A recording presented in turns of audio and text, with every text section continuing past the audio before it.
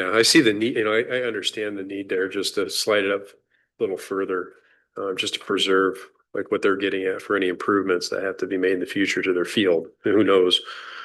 And wanting to not disturb it for the whole, north-south direction of the field potentially. Try to limit their exposure and risk. Makes some sense. That is one of those areas where they're sandwiched between those two roads, Lakeshore and North. Yeah. It's a pretty skinny strip there. Excuse me, we still have public comment on this? We had closed that, I'm sorry.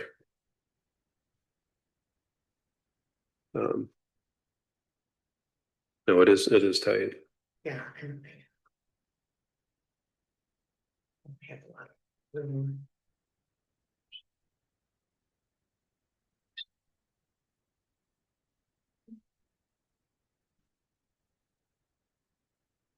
So Yeah, are we just moving then the part where it needs to go? We're just looking at one direction. right, one direction and moving it southward towards North Road. Lorna, is there any comparisons that were done at all for helping understand what other accessory buildings may be doing alongside of that road in comparison to this request? Do we know like offsets or like an average of distances currently? For the setbacks? Yeah. The one next door, it has about a 7-foot setback from North Road. Okay. The immediate one to the west, 7 feet. Okay. And this would be from one corner point, the way the road is laid out on the radius, right? We're talking about that closest point or corner. That's correct. So it improves as it goes away, but still. Mm-hmm. Yeah.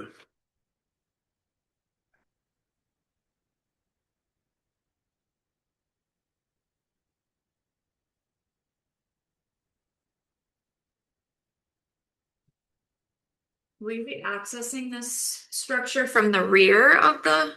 North Road, yeah. Okay, so if you are 5 feet from the road, you have enough room to Actually, access? the drawing is actually, there's between the side of the road and my property line is about 24 feet. Mhm. So, and then we would be 5 feet from that with our setback. Okay, and that's why you're corresponding with the road commission? Yes. Okay. So it'd be about 30, 28, 29 feet from the edge of the road. Okay.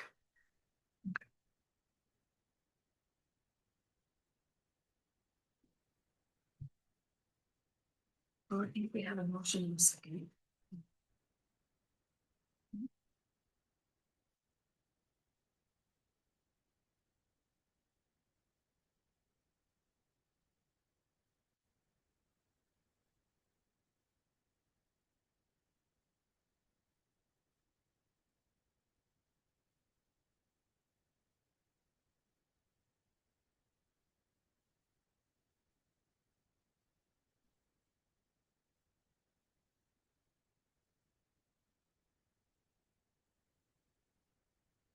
Yeah, I think Mr.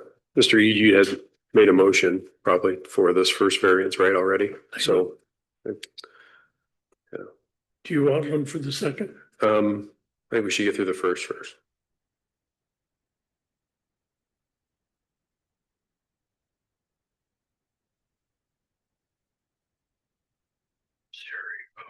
Hmm.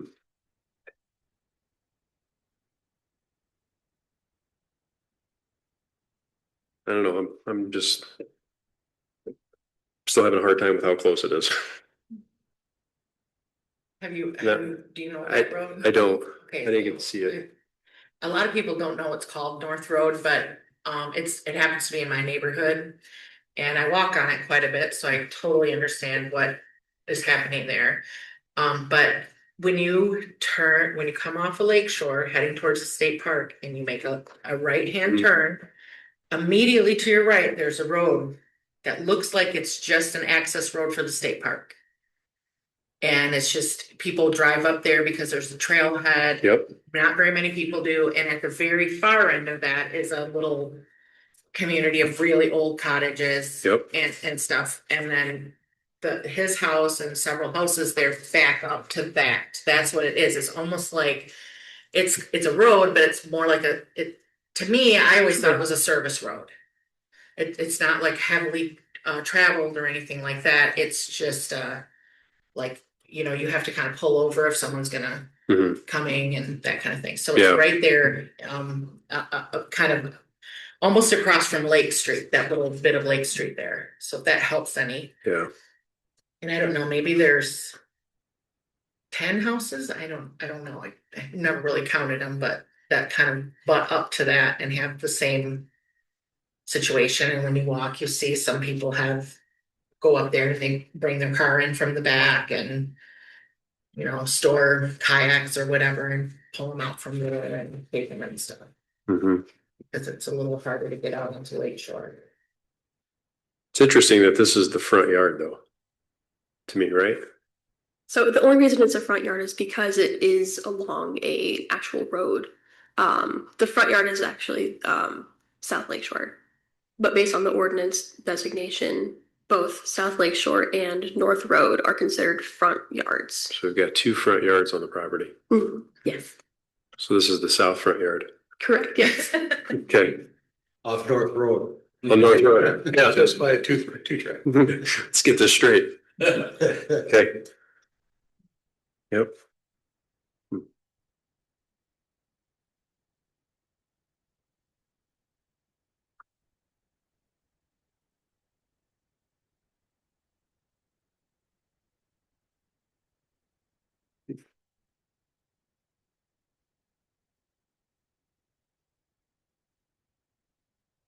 I mean, looks like our staff is in agreement with most of what we see anyways here too. I tend to be in support of this based on all that I've read, so. Is staff still comfortable that the conditions have been met, given the conversation that we've had? Yes. Okay. Well, we've got a motion and I'll support. Do we need to run through or do we just, based on what we see from the staff report, we can probably just move forward? It was incorporated. Yeah. Okay. So we'll take a roll call. Mr. Ede? Yes. Ms. Morgan? Yes. Mr. Cerny? Yes. Ms. Payne-Nayak? Yes. Mr. Fleece? Yes. All right. So first variance is passed for your south front yard. So next thing for us to touch on here is the square footage being requested here. So we got a different set of standards based on section 38-491. And it appears that everything here has also been met according to staff, the way I read it. And we're talking about, what was it, 2.5%? Yeah, we're 0.5% over what allowable is here. So we got a lot size, 20,437 square feet, yields of 409 square foot accessory structure, and we're at, looks like the applicant is asking for 504. So we've got 95 extra square feet of building that they're looking to construct.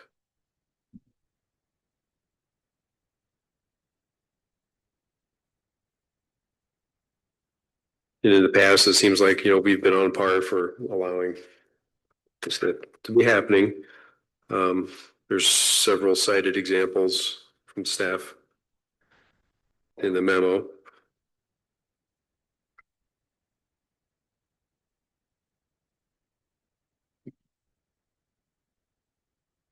This structure appears to be a smaller deviation than what we've approved in the past, both in terms of lot coverage and proportion to the principal residence structure. It's worth noting, I know it's been noted too, but you know, there's a portion of this that's open air too, right? It's not, it is under roof, so we gotta obviously consider it all, but a lot of it is open air for the lean-to portion.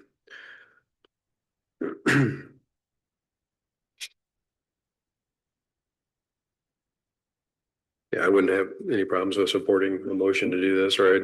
I can make a motion right now to accept it based on staff reporting as written. I don't know if there's any other comments. I'd support that motion. Okay. Okay. We got a motion to support. Can you do roll call, Lorna? Absolutely. Mr. Reed, Yes. Ms. Morgan, Yes. Mr. Cerny, Yes. Ms. Payne, Mr. Fleece. Yes. Thank you. Okay. Looks like you got both variances passed, so you should be all set and you can expect to see a letter from Lorna in the coming week. Or, right? Okay. Thank you. Thank you very much. Thanks. Okay. Let's move on to our item number 5 here on the agenda for public hearing number 2. Lorna, can you introduce that for us? Yes, I can. This is a request by the Kathy Weller Trust to allow a short-term rental use in a zoning district where it is not permitted. This is 2256 Lake Michigan Avenue. This is actually off of North Road down south of the last parcel. The request is for a guest house that is on the property. It, according to host compliance data, has been used as a short-term rental since 2011. The applicant has used it as a short-term rental since, I believe, 2017, based on what I found. And yes, for the guest house on the property. Just one other note that this is a use variance as opposed to a dimensional variance. So we had talked about those some time ago. They're much more rare because they're a little bit more akin to a rezoning of a property. And so the bar for a use variance is much higher than a dimensional variance. One of the things that includes is that this requires a 2/3 vote of the ZBA as opposed to a strict majority. Okay. Thanks, Mika. Okay. Is the applicant here today? If you could, if more to add, you're welcome to do that now to help clarify anything. This is my, Absolutely. Okay. my name is Chris Weller, and this is my daughter Sarah. And we're just, we've been, we live in Granville, but our summer residence is in Holland at Park Township at this house. And so we've been coming here for years. We'd camp out here for 45 plus years. And then we'd bought a condo at Lake Ranch. And then we outgrew that. So we bought the house on Lake Michigan, and it came with a second house on the parcel. So Sarah came to just help me because I'll probably forget she's good with notes. But yeah, I have a rental there. The primary house we use for ourselves. The one that's been a rental, we've been using it as a rental since we bought it. I'm not sure how many years. Sarah can help me with that. It was purchased in 2017. The prior renter or the prior owners before it purchased it in 2009, and they have been renting it the entire time. We don't have data on the ones before. So we didn't apply for the supplemental use because we couldn't, and I think that's in your notes, we couldn't reasonably say, yeah, it had been rented that whole time. So yeah, we've had it since 2017. But Sarah's been managing it for me. We don't give it, it's not a money maker to speak of. It's something we've had to offset our carrying cost. But why don't you hit on some notes here real quick? Yeah, I mean, you guys all saw the application. We know this is a hot topic. We're not here with attorneys and the news and everything. We're just here trying to ask kind of in quiet. Kim knows where this is. It's down this quiet road. Most people don't even know that this exists. But when the rental rules got more clarified a couple years ago, we've been abiding by them. We've not been doing illegal renting. We tried very hard. And last year we did have one renter for the month of July.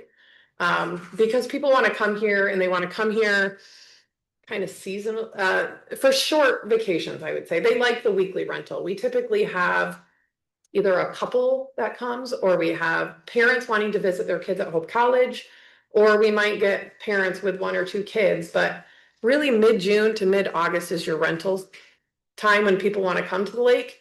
And the 28-day restriction on it makes it so you really only can get one renter, because nobody's going to take beginning of June to end of June, or beginning of August to end of August. So we've been playing by the rules. You guys can see kind of the history of the property. There's been 2 houses on it, we believe, since 1972, when you go through the archives of it. Because it is so old, the house just has a lot of work, and it's cute and it's historic. We believe it's actually maybe one of the Bissell's old homes from looking at the records. But every year we're doing tons of maintenance to upkeep it. 1940 is what we figured. Yeah, it was house. I mean, we are using the main house, and we're there May to October. We would be the first people that would say absolutely no renters there. Like, we don't want any riffraff, any party, anything. It's just a second house that's there that we're not using and we're really unable to use. We did, let's see. We did see all the staff comments come back just before the meeting, and we're just asking you to maybe take a relook at it. I know that I'm just going through the staff comments a second, but on number 1, where did I put these?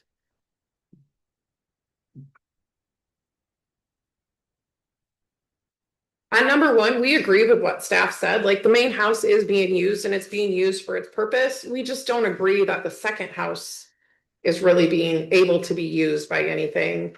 So like a quarter of the property we can't really or aren't really using because there are 2 houses on there. Number 2, we didn't really have tons of comments on. Number 3 on staff comments back. We said we haven't had any complaints. We haven't. I don't believe Park Township or anybody has had any complaints. Our neighbors haven't had any complaints. We do our absolute best to make sure that the 2 or 3 houses that are back there by us, that they are very happy. We don't allow pets. We allow for 1 car, 4 people max. Like I said, we would be the first people to shut it down if there was anything wrong because we're back there. And then number 4 on the staff comments, it said the hardship is not self-created, and it said, well, we should have known about the zoning. We didn't know about the zoning when we bought it. I mean, I feel like the zoning thing really just came up in the news the past few years. The people before us had been renting it, and so we never knew about that. So I don't know if there's anything else you want to add. Sarah screens all the people that come there, and there's not a lot, but there's usually it's a small little 800 square foot cottage, and she screens them, and we have rules in place, and we've never had a complaint. And then we sit with them on the beach. We get to meet these people. It's really adds flavor to the area. I really like that. And most everybody there they don't never seen that big ocean before. They're from out of town, and they're kids, and they giggle and run the beach. Or some 4 sisters last year were drinking wine overlooking the sunset up at the cottage, and it's just really neat. And I don't have a problem with renters. There's a few troublemakers that made problems in this township. I don't know. I don't believe it's near us, but so because of a couple bad eggs or however many, it kind of then it just wrecks it for everybody. And so we know you're here. You can make an exception for us. And I think if you did make an exception for us, you're not going to have a whole bunch of other people running in for this, because I don't think there's very few people that have 2 houses on one parcel. So I think you could say no. And one other thing, if you were going to shoot us down, I guess if you maybe consider a conditional use variance, would just stay with us, since we've had good comments from our neighbors. they just said, well, what if you sell it someday? So I thought maybe since I know the use variance, if we would get it, it would stick with the property, but I know you can do a conditional use that would stick with the owners. So if you'd consider that as a way to, anything else, Sarah? I just know this has been a hot topic and there was something in the news, Judge Hulsing talked about the absence of homeowners. We're not out of state people who bought this as a REIT to try to make a bunch of money and we're not there. We're there because we want to enjoy it. We give the people our phone numbers, they come knock on the door. I mean, and it seems like the couple that we had rent last July, they seem very similar to the people that come and rent for a week. I don't really see much different in the types of people that we're getting for that type of place. We're not getting party people. We're getting retirees. So. And we do I'm not gonna take that kind of investment for the main house and rack it with some party people. So again, we're asking for an exception for us, not for everybody. And I think that board is here that can make that decision. And I don't think it's gonna change what's going on in Park Township with the short-term rental. So if you'd consider it, we'd sure appreciate it. And we thank you for your time. No, thank you. Okay, Appreciate your time. Any questions? Okay. Everybody have questions for you, so. This time I'll open it up to the public if there's additional comments from anyone that would like to offer them. Now's the time. Seeing nobody, I'll close that public comment period and we'll open it up for more discussion. This is a pretty unique situation where we've got owners still living on occupying a primary seasonal residence, I guess, right? And have a secondary dwelling on the parcel as well. So do we have many instances of this sort of situation throughout the township? Do we know? I don't have a count of them. We could probably ask the assessor to pull that. I would say that it's not unusual. Not a majority, but it's not like there are only 5 or 6 in the township. There are quite a number of second houses that are already on properties. And then we also have accessory buildings that are not supposed to be dwelling units, but we kind of see people flirting with that line on a regular basis. So not especially unusual, although not common. And as we've said, it's non-conforming, it's no longer permitted. Right. Okay. So the standard for the use variance as well is basically looking at a parcel and saying, you can't do anything with this under the zoning ordinance as it's written right now. You're kind of stuck. You're between a rock and a hard place. None of the things that are allowable in the zoning district are something that you can actually do on this parcel. And so when you're looking at the use variance, you're saying you can't do anything on this property that is allowed by the zoning district. And that's the reason why you're looking for a variance. So that's kind of where the root of that comes from. A lot of places are not allowed to offer use variances, and there's kind of a quirk of how our policies evolve. That is why it's even an option in Park Township.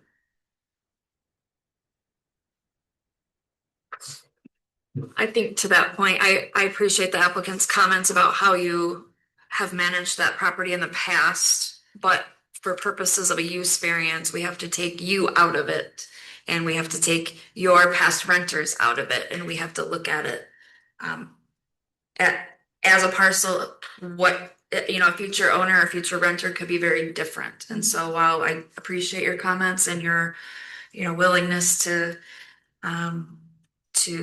manage a property in that fashion, out of respect for your neighbors, and it's not going to be really relevant to our determination tonight. I echoing what Mika's comments stated, the ordinance, certainly state law, requires us to look at whether there is an unnecessary hardship for a use variance, which the primary determination is whether the parcel can be reasonably used in a manner that is permitted under the zoning ordinance. And here we have obviously the main home being used. The applicant acknowledges that. We have this smaller structure that the applicant has indicated they were able to have a long-term renter in there, perhaps not as lucrative as they would have liked or occupied for as many days of the year, but that is also a permissible use to have a long-term rental. So I struggle with kind of what I see as the primary factor of whether this parcel can be reasonably used consistent with zoning. And it seems to me that it can. We give some consideration to investment back expectations, but it's a little different analysis with a residential property than it would be for a commercial type property. I don't think we have to get into the nuances of that, but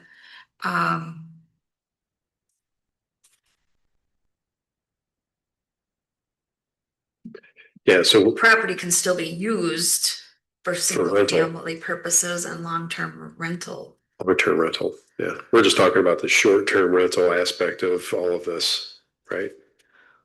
With the variance and Mr. the use Chairman, currently.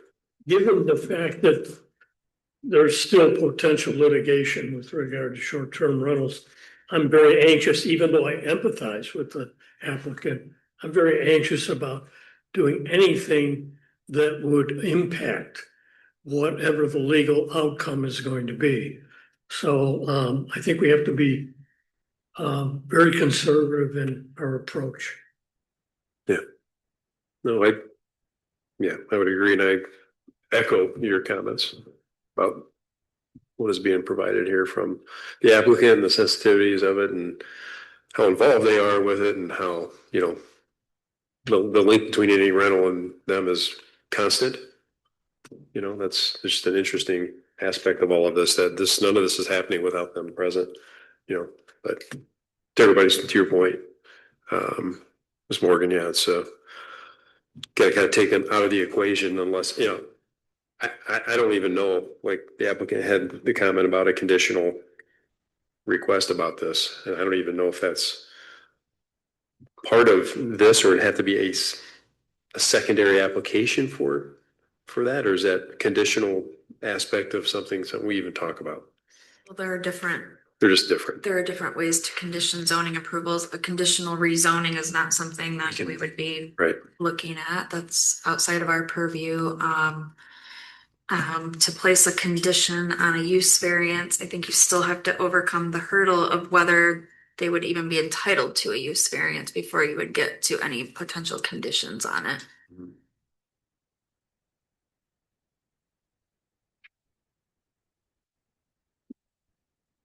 As to the comments in the staff report and in the applicant's comments about,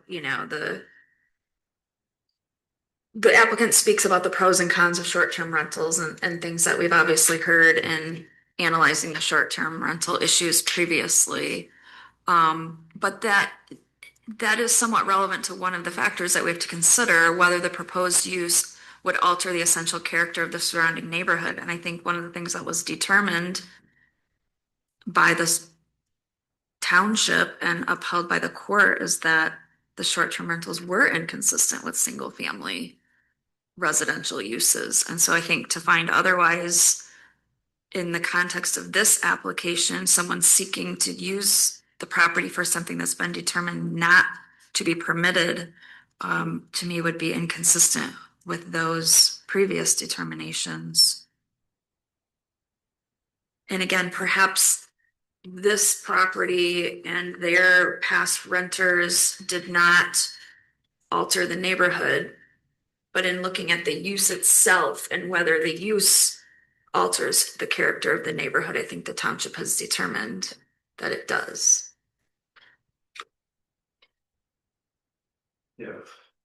Yeah, I would say so this parcel essentially has 2 single-family homes on it, right? Never could you do that today.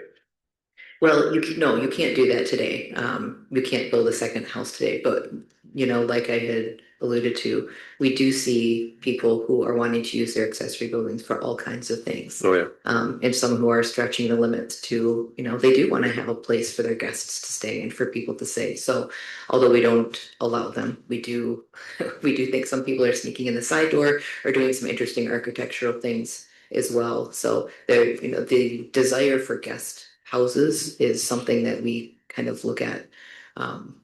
We get, I don't know how many applications each year where we're going back and forth with the designers and with the builders and saying, well, this is, no, now you've got 2 units here. This is 2 dwelling units, so you're gonna have to change the plan in this way or that way, remove these items. You no longer have 2 dwelling units. And it's usually because we want to have friends stay, we want to have family to stay, we want my mother-in-law to be around, so it's not permitted.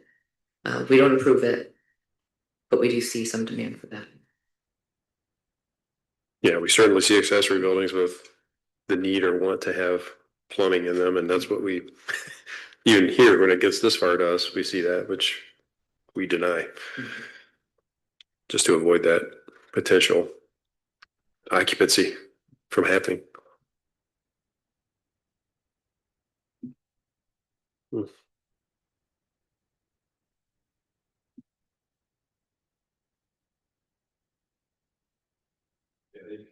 I think we've heard a lot of compelling points in the past for all that we've been up against, last year, and it's another great point, for the negative aspect of all the things that are happening. So I don't know. I don't think it's. I don't know how we get past trying to make a motion for this to be approved. Just seems like out of our jurisdiction again. I don't think it's out of our jurisdiction. I think we have jurisdiction to decide the application. But if even one of the factors is not satisfied, then the application would have to be denied. It's my reading of the ordinance.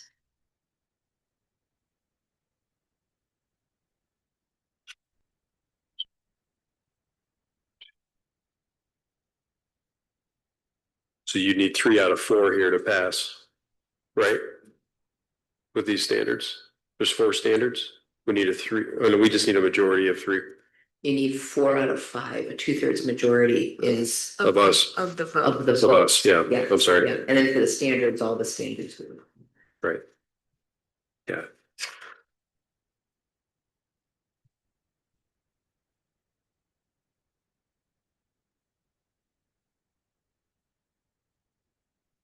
Mika, you spoke about other guest houses in the township, and one of the factors that we have to look at is whether the plight of the property owner is due to the unique circumstances of the property rather than general neighborhood conditions. So where these other guest houses are located, would that be considered part of the neighborhood? What do we consider the neighborhood when we're looking at that? Are we talking about the zoning district? I guess how widespread is the concept of neighborhood? I think that's a little bit of a question of interpretation. I think that I think we've looked at it a couple of different ways. It's definitely, I mean, the zoning district, is it aligned with the zoning district? Is it different than the zoning district? I think you can make that argument. If you're in an area that's unique, so maybe every other house is very similar to yours, you might be able to say, well, it's more limited to the neighborhood. I would be a little bit inclined to go towards the zoning district. I feel like in the past, when we've had to look at neighborhood conditions, we have looked at it in terms of the zoning district, especially here, where what restricts you is the requirements of the zoning district. Or, for example, we might consider an overlay district to be the neighborhood that we're considering. Based on the fact that there are other guest houses in the township, I would have a hard time finding that this is due to the unique circumstances peculiar to this property. If we have other guest houses in the township, in the residential districts.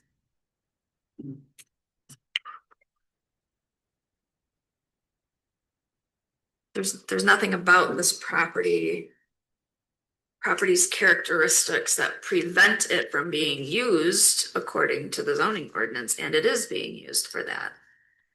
Um, I was trying to think of other examples of where these types of arguments could come up, and I realize it's apples to oranges a little bit, but you could have a situation where, we have a number of properties that have multiple outbuildings, and we could potentially have an owner come to us and say, we used to collect antique cars and we don't want to do that anymore, and we have to pay taxes on all of these empty barns, so we should be able to do self-storage, or so there are other scenarios where I could see these same types of arguments coming up, where carrying costs, holding costs, are certainly a factor, but I don't think that rises to the level of proving unnecessary hardship for purposes of a use variance.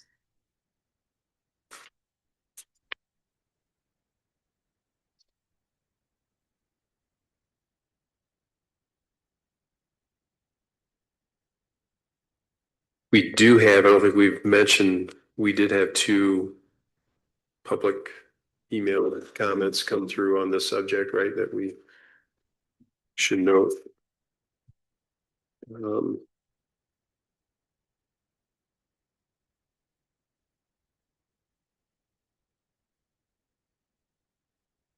Like both letters were not in favor of permitting this, so yeah. Are we allowed to be both orders? Yeah, you shouldn't. Did they not get copies of that, Mika? With that. The letters that we've We don't received, automatically distribute those, Yeah, okay. We can. Yeah, we can share those. We just got feedback at 4:55 today, so. They're posted on it's always posted on the website the week before the meeting.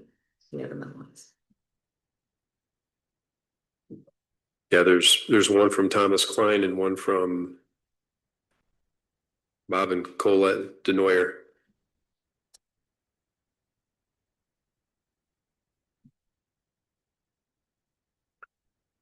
That's all I saw. Was there any more? I Okay, was just looking, it looks like, I think that's all I see. okay.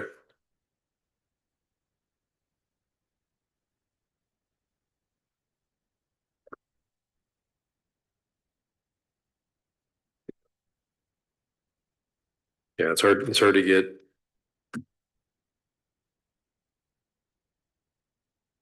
to veer away from anything here, away from the staff comments, in my opinion, too. I mean,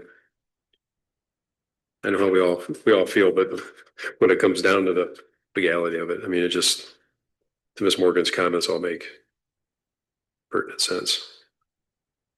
I mean, if we had a property owner come to us with one home on their parcel that used to be a short-term rental, and now they say it's not feasible for us to rent it 28 days at a time,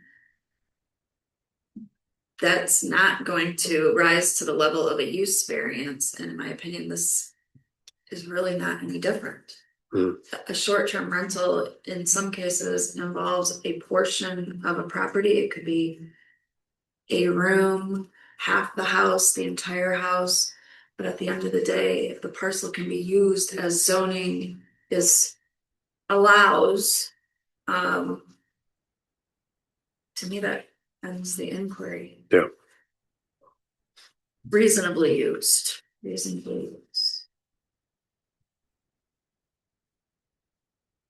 Yeah, it seems like there would have to be a smattering of cases like this for zoning to be questioned, for it to be rezoned, for us to say, yeah, for not to be here. You start rezoning parcel by parcel to allow short rentals, because that was some text speculation, then you essentially obliterated your zoning ordinance. No, correct. I was thinking more of a conglomeration or something like that, of adjacencies all having the same. Something that would trigger a change to the zoning ordinance, which the township has not done. And so that's outside of our purview to challenge that or to question that at this point. So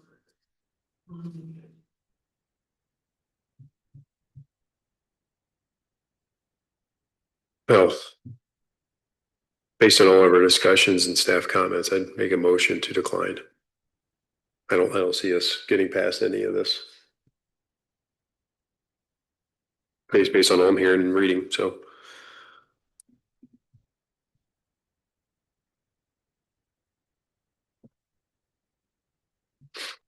Right. Do I have a support? You do. That's okay. Yes. All right, we got a motion and a support on the table. So Laura, could you roll call? Absolutely. Mr. Eid, Yes to deny. Ms. Morgan, Yes. Mr. Cerny, Yeah. Ms. Payne Nayak, Yes. Mr. Fleece. Yes. Appreciate you coming. Sorry for the outcome.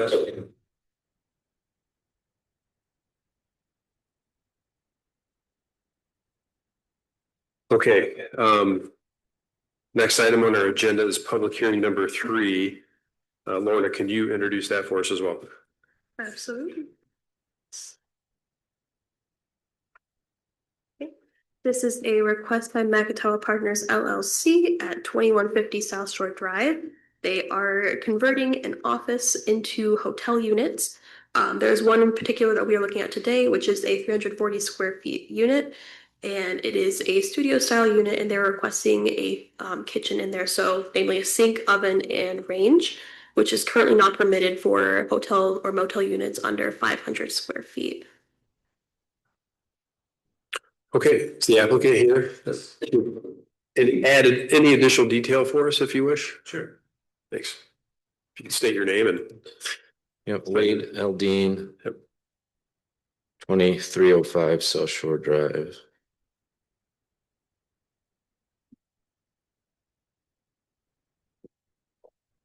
Been living at the marina my whole life, more or less, and working there my whole life, so 51 years. First job at 6. My wife's also here in the audience. We were at the planning commission last week to get the use of change and the site plan approved, and I went through. Mr. Eady was there. If you have questions about that. I too just got the staff notes when I was having dinner tonight, so I just did a quick read through them. How strict compliance would be unnecessarily burdensome. Seems like the 250 to 500 square foot number is kind of arbitrary. It could be 501 square feet, and this wouldn't be necessary. It was mentioned not being safe, which I would disagree with, because the hotel units will include sprinkling. So fire safety is, kind of taken care of, as well as not only an entrance, but a sliding door for a patio, and you're on the ground level. So I don't think fire safety is a concern. I'd be more concerned about, people plugging in, toasters and toaster ovens and things like that versus a built-in unit that's meant to cook. Sounded like the next one, described as experience will do justice, was met by the notes. What's unique about the property that warrants a variance? Well, I'm only doing this because the offices have gone unrented besides the post office for many years. That's not due to me. That's due to, the internet. That was due to COVID. That's due to people working at home. So this is in response to forces beyond my control. And that it's commercial property and it needs to pay the bills, it needs to pay the taxes, it needs to maintain the roof, got a new roof, and things like that. So it has to actually bring in some money to maintain the property, and that is one way to do it. And as far as what we already have on the property being rented are all 3 bedrooms and greater. 1 and 2 bedrooms makes sense, especially for some of our boating customers that might just want a spot for a captain or for a race crew or something small, but then also have the ability to still cook. Other considerations, we're in the floodplain. We're using the same footprint, the same access doors, the same windows. Again, for feasibility, it needs to pay for itself. Could I draw something up that expanded it, that made things bigger, that put doors in different places, but then the costs kind of get out of control. And so obviously it's supposed to pay for itself. So using the existing features, existing foundation, existing everything more or less, just reinterpreting the inside. This was the best design came up with for wanting to have a small unit and or a 1-bedroom unit and 2 other units. Another thing that was noted in the thing was in the comments was about there's no dividing wall between the kitchen and the bedroom. Again, if it was 501 square feet, there's no requirement to have a dividing wall between the bedroom and the kitchen, as far as I know. So again, that's kind of an arbitrary kind of suggestion because it's not in the ordinance and you can do that anyways, if it is 501 square feet. And then it was also mentioned, it was, so for number 4, the problem was self-created. It was said, this is entirely my desire for a change of use. It's not entirely my desire. If the office space was in high demand and office space was renting, my desires would be filled. But again, it's lack of demand in office space. It needs to be something else.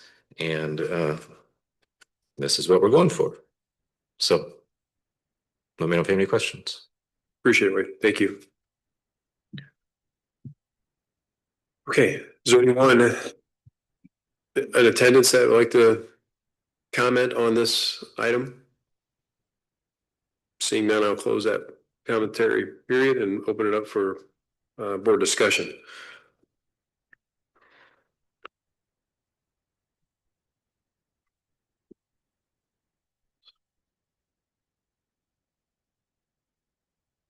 Mr. Chairman, I ask the applicant a question. Absolutely. Thank you. Have you spoken to the building inspector and or fire inspector about this request? No. Okay. And So, I mean, except for, we'd be building everything to whatever the codes and regulations are. So the one thing that was mentioned was the sprinkling, and I was already assuming we'd be putting in sprinkling, assuming we'd be putting in the extra firewalls in between the units. We've done, when we reconverted the restaurant into 3 large apartments, those things were things that had to be met. So I'm going based on my own experience of what was required in the past. would you agree that if the building code does not allow a kitchen with a stove and an oven in this size unit, that we don't have the ability to overcome that for you? Oh, if you're saying that's true, I don't know the legality of it. Okay, I was just asking if you had inquired into that. No. Okay, all right, thank you. Thanks for asking that. My questions you answered about fire suppression is all part of this, obviously. Rated walls in between is part of this, assuming by code.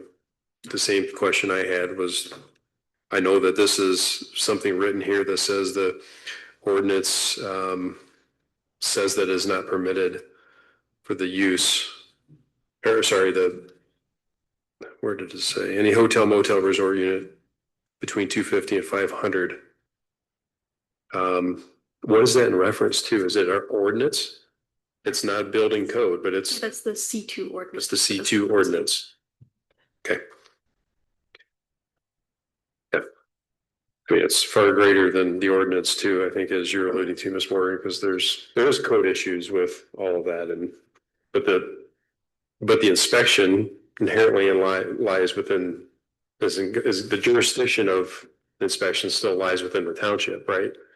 Yeah. It's not like a state official coming in to.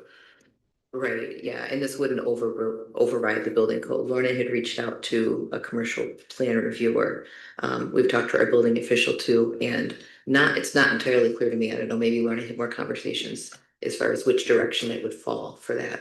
Yeah, so based on what I found from talking to Chad Warden, our building official, and the building official from Holland Charter, who does a lot more with the commercial code, the current commercial building code, I think it's 2021, section 420.11.2, it does not permit cooktops, ranges, and ovens to be installed in sleeping rooms. And based on their analysis of that, a sleeping room would be kind of like this, studio unit. So based on that, I don't believe that our building official will be able to approve these plans.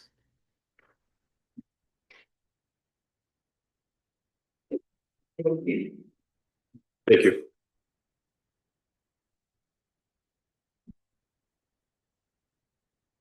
There's- In response to that, it's one interpretation, there could be another interpretation, but if that was the interpretation and a dividing wall could be put in, still has to review that change with if you did vote to approve it and you're concerned about that, you're saying, okay, as long as it meets the building code. If it doesn't meet the building code because of no partition wall, if a partition wall could be added, they may add one and meet the guidelines. I'm not comfortable speculating as to what the building code says can't. and imposing conditions like that. I was gonna suggest that if there's potentially a conflict, it might be the applicant may be in a better position to address those issues and come back with something from the inspector or someone who can speak to that. Yeah, so this was flagged from a building plan review already? And it came here or no? Go ahead. No, so I had just wondered, so I had asked Chad, our building official, what he thought about it, and he looked at it, and based on what the commercial building code currently says, he assumed that a sleeping room would be, this studio type unit, and then I double checked that with the building official from Holland Charter Township, just because he does more code or more review and uses the commercial code more. So that was something that came up when I was doing my review, and I thought I would ask, so.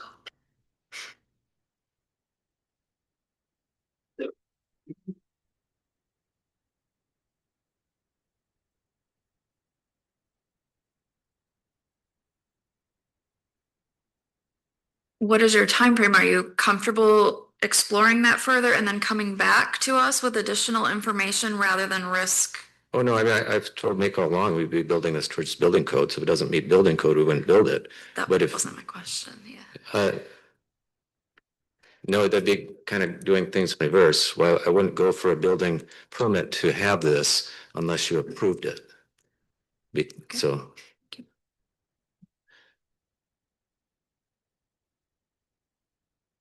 And it was approved based on the size, and the building inspector said that no, it has to be a separated wall, then I'd look at adding a separated wall.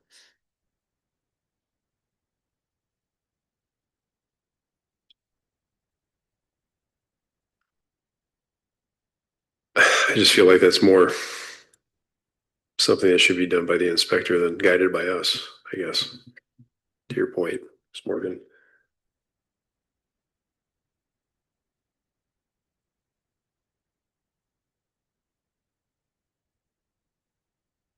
What's the square footage of the room? 340. 340.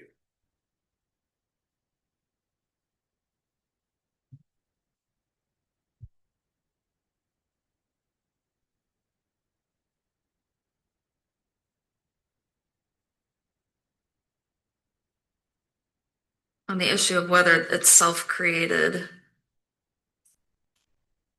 I mean, it is self-created in the sense that it's the plans as presented that Correct. create the need to request the variance, right? So if there were two large units and you eliminate the 340 square foot unit, then it's a non-issue. So I do tend to agree with the staff comments, and I do struggle with that factor as well, in addition to the potential conflict with the building code, based on the feedback from two building officials, local building officials.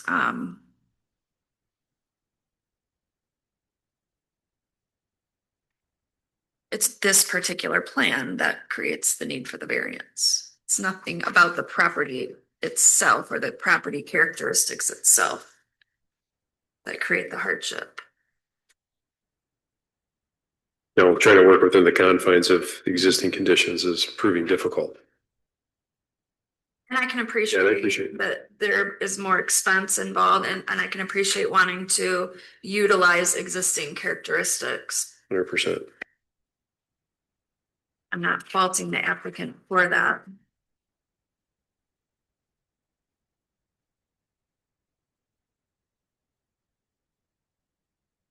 I just wish there could be a different layout that avoided all of this for him altogether. And and I think there's a big difference between 340 square feet and 501 square feet. I look at the drawing and you have the bed right next to where the stove is going to be. I think that kind of highlights the reason we have that ordinance from a safety and But- welfare standpoint. That's something that stems from code that I'm sure the township just says we want to enforce it and make it sure it's in our ordinance so it doesn't become a problem for us. So I mean, I get it. There's life safety factors involved with the sure if we read the NFPA code for fire protection, it would tell us why this exists because there was a case to bring it upon us to say, make sure you never do this again. That's why these things exist. It's just to avoid death, unfortunately, in cases that are hazardous, which they've at some point in time, this has happened. And that's why that ordinance code is in front of us. It's a small space to have a bed and a full operational kitchen with an appliance like that. Not in today's world. I mean, tiny houses and all that, all this stuff fits in. That's what communities are recommending these days to, save. I think our code and our ordinances draw distinctions between single family homes and more transient uses where maybe you can't always educate the people who are occupying those structures. And single family homes don't have fire suppression. The ordinance you're talking about probably predates the ordinance on fire suppression, the building code fire suppression. So I mean, it's a decent discussion.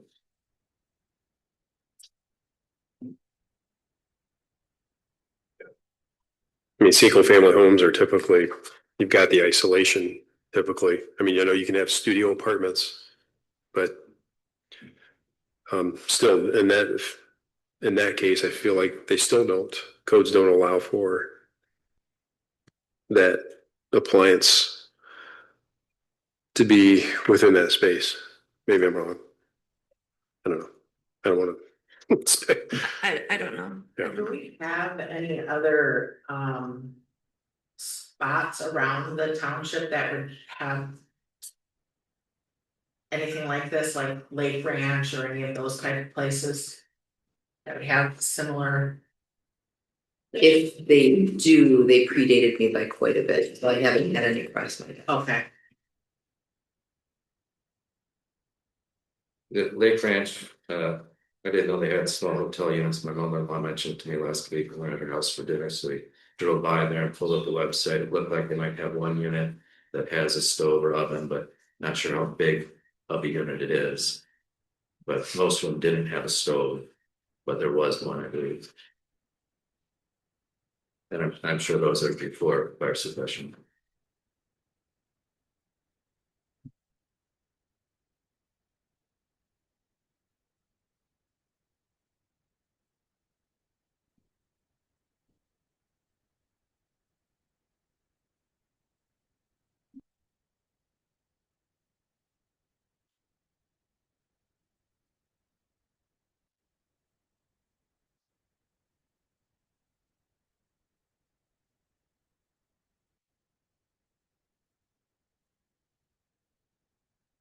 Based on what I'm hearing, I don't feel like I hear us moving in a positive direction right now, but The planner did suggest allowing the sink, so allow the sink and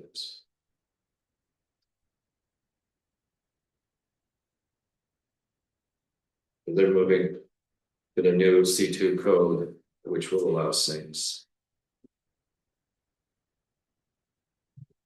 so if we need to do this, I mean, we'd have to have a conditional aspect to this review for Just the sink? The same, so the C2 ordinance, it is underway. We still have a little bit of work to do on it yet, so it's not a done deal. But that was one of the things that I think will probably end up going through is allowing a kitchen sink. There is some discussion about, even if you're doing takeout, if you're doing baby bottles, if you're doing whatever, there could be a lot of reasons that you wouldn't want to be using your bathroom sink for that. So that is kind of the direction that conversation was going. Can't promise that's where it would land, but that's the direction it was going. We could essentially consider that as a lesser relaxation. Mhm.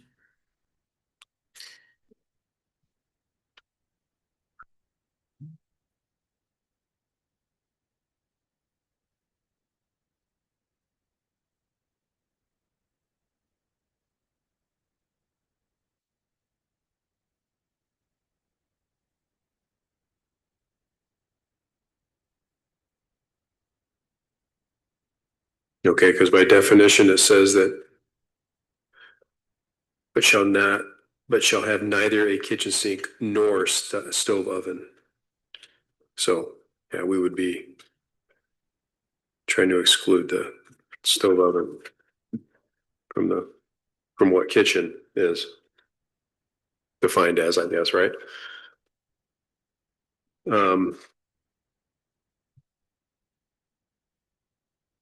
So does that change our review of the standards, given a conditional aspect in which to review them? I would have significantly less concern looking at a sink as opposed to a potential fire hazard involved with a I stove would concur. or an Yes. oven.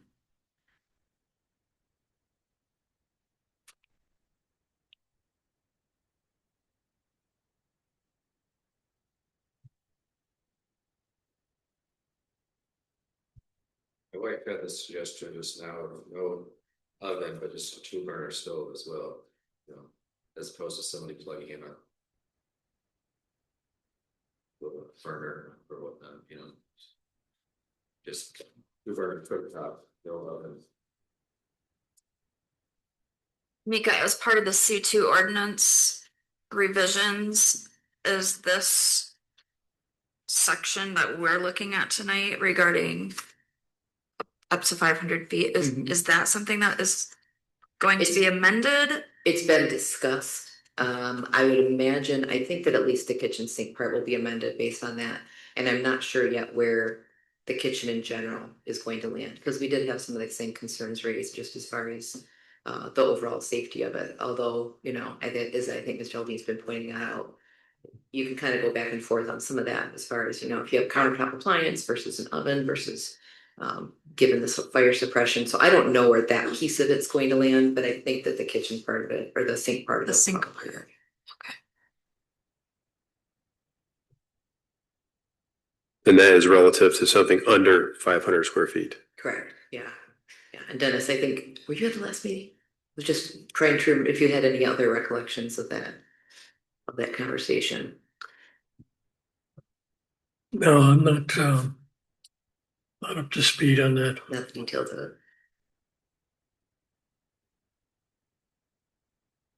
Well, if we were to approve a sink as a lesser relaxation and the ordinance were to be amended at some point in the future to allow a cooktop or something along those lines, then that presumably could be added consistent with the ordinance. Yeah.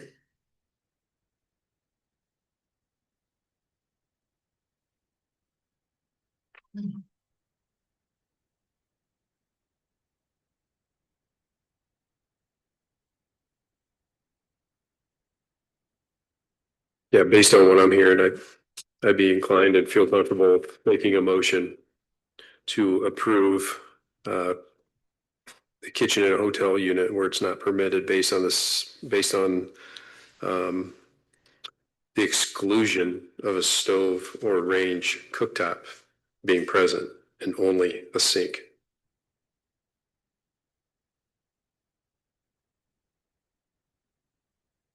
Does that make sense? I don't know if I have support for that, but that would be based on all I'm hearing. It would get the applicant the ability to proceed knowing what they're getting into without seeking more than what they know they can get.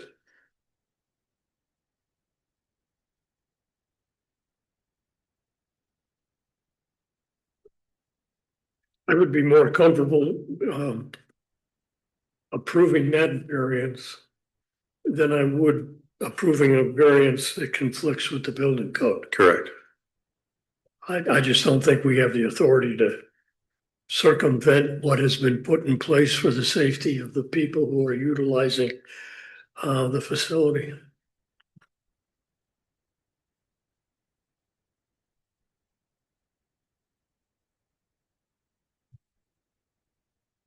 I have a question for the applicant. Just out of curiosity, have you considered like what would this would like not even be an issue if the line just went straight down and you had 2 1-bedrooms and 1 2-bedroom? Yes, yes, so again, with using existing doors, we got the 2 access doors on the north side. So then you wouldn't be able to draw them straight down. So that's one reason. And then the other reason is trying to offer a smaller unit for those that just need, 1 or 2 people in it. Yeah. And I keep looking at it and it just keeps jumping out at me like this wouldn't even be a thing if you just, okay. I just was wondering about Yep, that. yep. So possibility with more changes, yep. Thank you.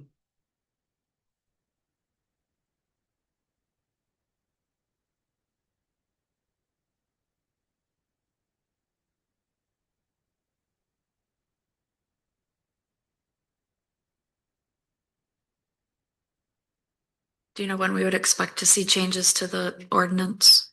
Are we talking like just a matter of months or? I think so, yeah, the C2 in particular, probably within the next couple months. Okay, I just so that my fellow members are aware, I mean, I'm inclined to vote yes to the lesser relaxation. I will recognize that it's inconsistent with my previous comments about it being self-created, but I'm willing to vote in favor of this in light of the fact that we have an ordinance amendment coming down the pipeline that would permit what it is that we're talking about doing tonight.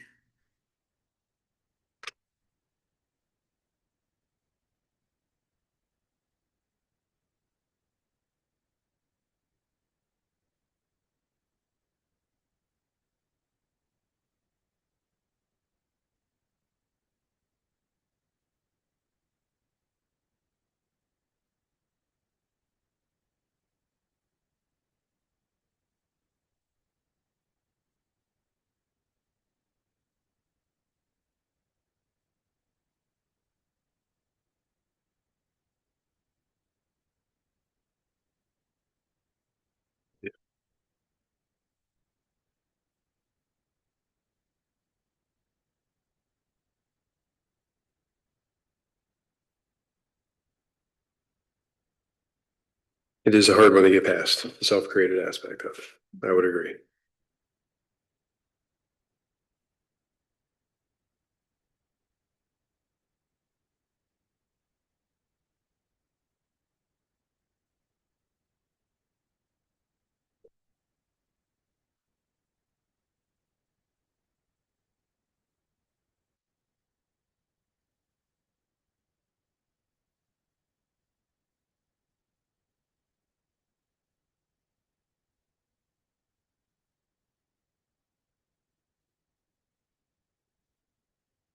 But Mr. Chairman, I could support Crystal's motion if she made it.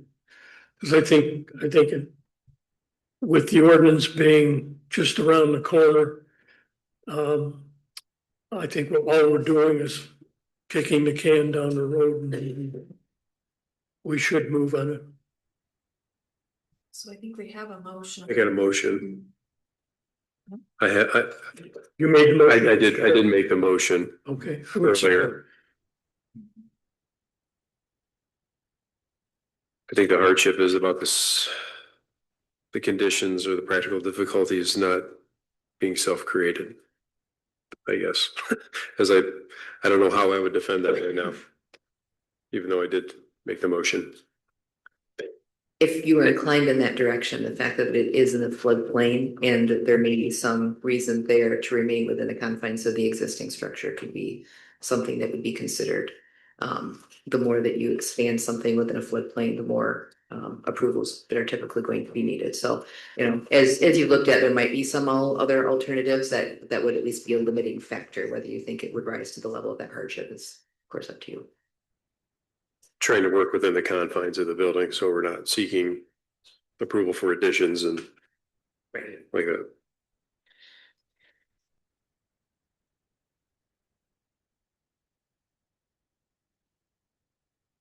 So, question for the applicant, quick, wait, is this is an architect's drawing?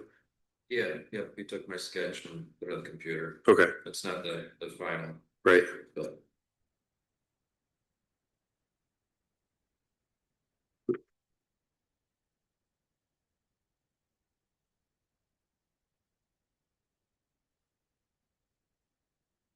All right. Well, we've got a motion, we got a support. We can run through the standards. I think with the exception of, let's see, we've got the first at the strict compliance with zoning ordinance, regulating the minimum area or setbacks, frontage, height, bulk, or density. Other regulations would render conformity unnecessarily burdensome. I think not having the sink does lend to unsanitary conditions in a space if people are trying to utilize it as such, and helps promote a sanitized space. And given that there is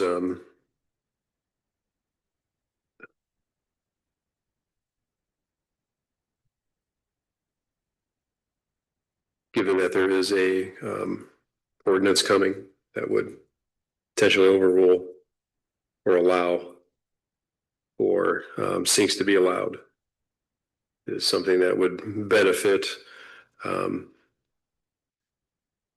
that this ordinance would be something that could be met.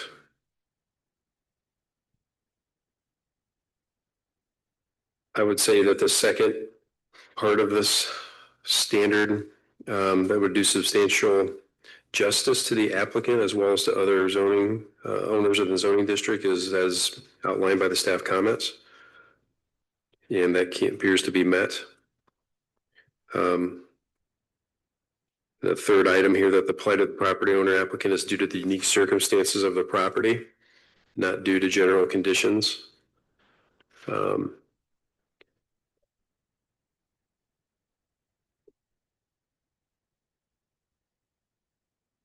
Being it is an existing building, and changing the use and trying to find a use for the property and the building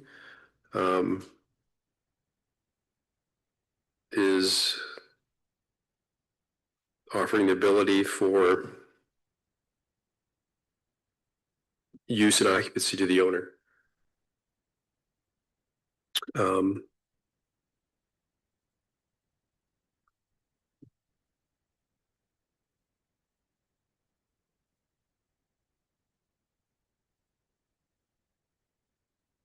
Given the building's location, I guess this is part of the next item I want to bring up. I guess the fourth standard, that practical difficulties alleged are not self-created.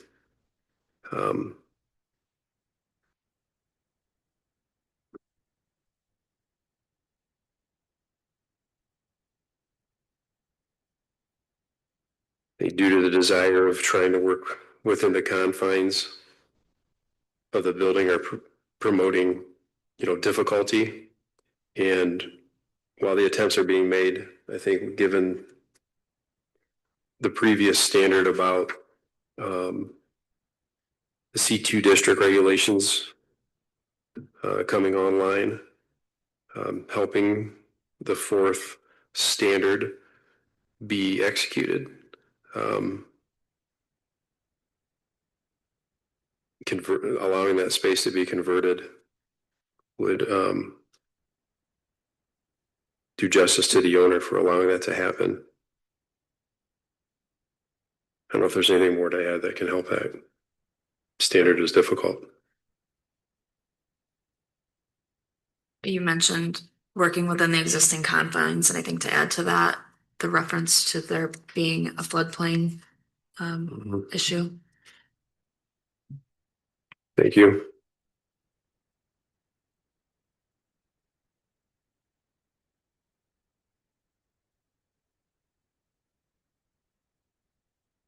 Is that? Does anyone have anything else to add to that, or do we? Okay for roll call. Roll call, Lorna. Mr. Reed, Yes. Miss Morgan, Yes. Mr. Cerny, No. Miss Payne Knight, Yes. Mr. Fleece. Yes. Okay, Thank you. thank you. Okay.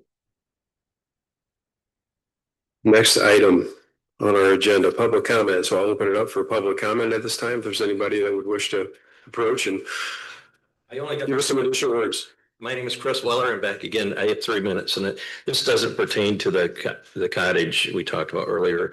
And it doesn't probably pertain to this board, but the Allendale Township just came up with a short-term rental rules and noise and how to